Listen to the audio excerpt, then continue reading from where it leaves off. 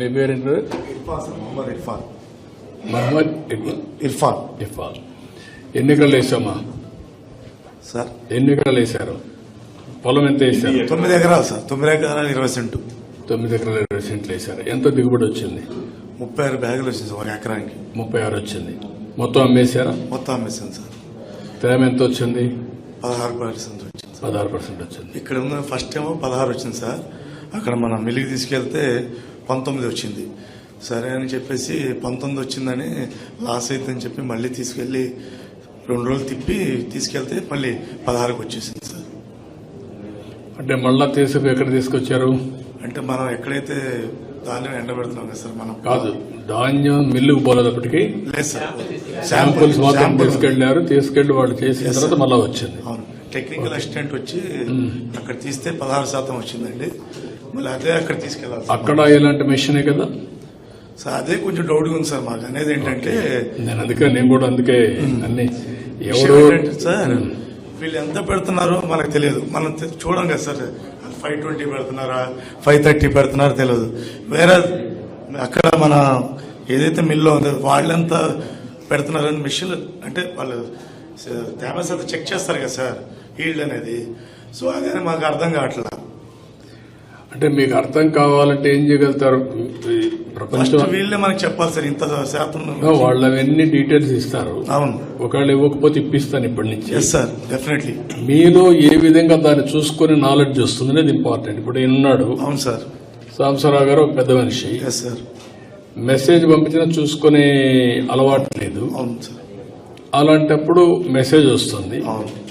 అదే మరి మనకు అన్ని కూడా సైంటిఫిక్ గా వచ్చే మెషిన్స్ అన్ని వచ్చేసాయి. అవన్నీ వచ్చినప్పుడు ఇక్కడ మెషిన్ కు అక్కడ మెషిన్ కు వేరియేషన్ రావడానికి వీల్లేదు. అదే నేను అడిగాను. ఇప్పుడు అది వస్తుంది సార్. ఇక్కడ సేమ్ మిషన్, అక్కడ సేమ్ మిషన్.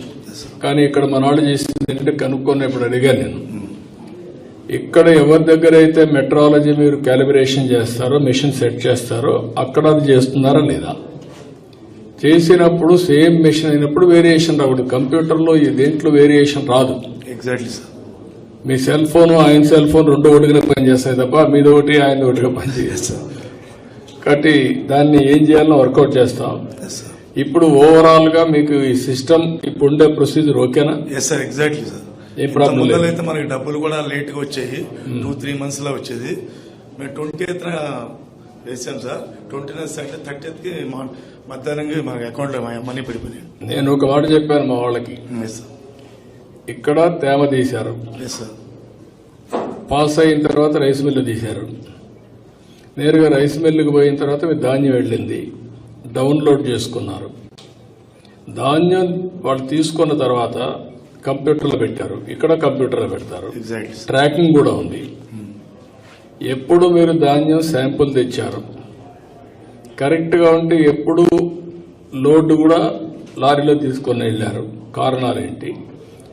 రైస్ మిల్లు పోయిన తర్వాత ఎప్పుడు దాన్ని దించుకున్నారు, దించుకున్న తర్వాత క్లియర్ గా ఆ నిమిషం మాకు కంప్యూటర్ తెలిసిపోతుంది ఫలాని రైతు బియ్యం ధాన్యం వచ్చిందని. వచ్చి తానే మీరు నెక్స్ట్ మినిట్ లో మీ అకౌంట్ లో డబ్బులు వేయాలని నా సిస్టమ్. అప్పుడు వేసేసామనుకో మీరు అక్కడ ఇచ్చారు, డబ్బులు వచ్చింది, మీరు మీ బ్యాంకులోకి డబ్బులు తీసుకోవచ్చు. అలాంటి సిస్టమ్స్ అన్ని తీసుకురావాలని చెప్పి ఆలోచిస్తున్నాను. రేపు ఇచ్చే బదులు ఈ రోజు ఇస్తే నష్టమేంటి నాకు? ఇలాంటి సిస్టమ్స్ అన్ని వచ్చి మీరు కూడా మేము ఇప్పుడు మీరు 5-6 మంది ఉన్నారు. మీరు ధాన్యం అమ్మిన తర్వాత మీకు నేను ఒక మెసేజ్ పంపిస్తున్నాం. ఏది సివిల్ సప్లైస్ తరఫున IVRS ఫీడ్బ్యాక్ కింద తేమ మీద మీకు గిట్టుబాటు ధర వచ్చిందా లేదా, గోతాలు సరిగా ఉన్నాయా లేదా, 48 గంటల్లో మీకు డబ్బులు పడ్డాయా లేదని పంపిస్తున్నాను. మీరు కూడా ఇన్ఫర్మేషన్ పంపిస్తున్నారు. అది కూడా ఓన్లీ 9%-8% పంపిస్తున్నారు. యాజ్ ఆన్ టుడే రారా నువ్వు నేర్చుకోవాలా, చాలా ఉంది మీకు అంతా తెలుసని మీరందరూ అనుకుంటున్నారు. ఇంకా నేర్చుకోవాలి చాలా ఉన్నాయి. నేను process integration and automation perfect గా వెళ్లాలని చూస్తున్నాను. ఏ రైతు అడిగినా నాది మారిగా తప్పు జరిగిందంటే కాదయ్యా ఇది జరిగిందని నేను చూపించే పరిస్థితిలో ఉండాలి. ఏ రైతుకు అన్యాయం జరగకూడదు.